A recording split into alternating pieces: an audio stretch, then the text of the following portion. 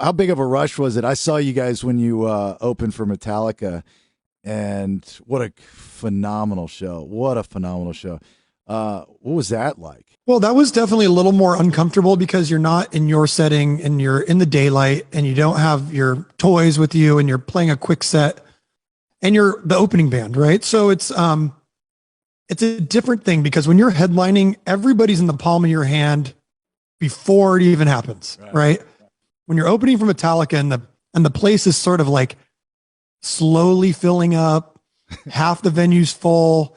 You're in the daylight getting hit by the sun, like all these. So you almost have to go to war, right? Like you got it. Like you might have some people in the pit that are like into this, but there's a lot of skeptical arms crossed. Like, I don't like these new bands. I don't want anything to do with this. You know, I'm waiting for the real metal gods to show up.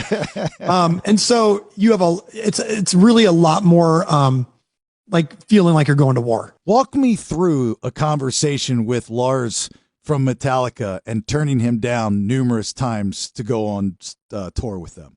We have only headlined for so long. And one of the things that we heard early in our career, and one thing we respected immensely about certain bands is if you headline, people think of you as a headliner.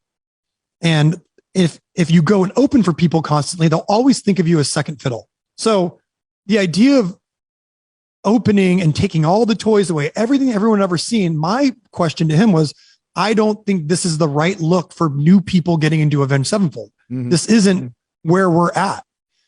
But to a lot of mainstream people, it was, oh, you're the band that opened for Metallica, which put us on a higher pedestal, which was weird to me. Right. Yeah. Right. And so the conversation just went, we're not going to do that.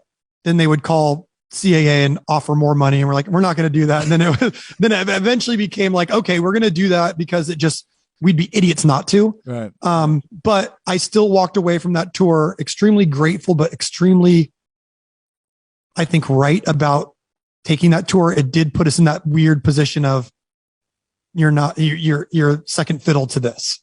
So it's strategy with you. It sounds like, you know, when you're picking and choosing your spots, you're really smart. Like you're foreshadowing the future of saying, okay, how is this going to affect Avenged Sevenfold if we choose this?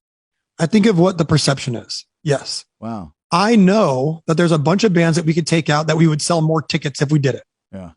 But we don't want that look because then you get locked in. And that's why you start seeing these tours where it's the exact same bands going out every summer, doing the same venues. And to me, I would rather have less people at the show and be much more strategic or bizarre with who we pick or who we bring out. And that to me is just an artistic choice of like, we don't want to get pigeonholed anywhere because then the next call is, well, it's got to do as good as that tour because we did that last time. So do that again, wrap it up again, put a new name on it.